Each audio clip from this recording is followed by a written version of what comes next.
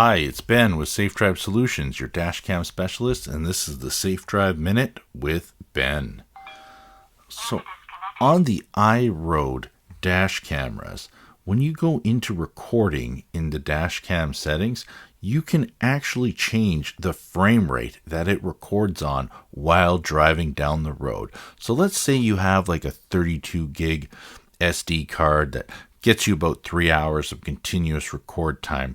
If you change it to like 15 frames per second from the regular 30 frames, you're now going to double your potential record time. It's going to go from 3 hours to 6 hours. Now, sure, it's not going to be as detailed or as smooth.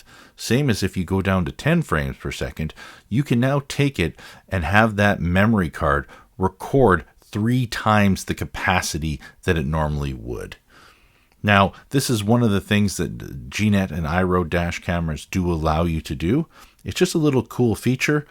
Personally, for me, I like recording at 30 frames per second and getting a bigger SD card, but not everybody has the capability of buying one. Just another little cool feature that you can do with the dash cam.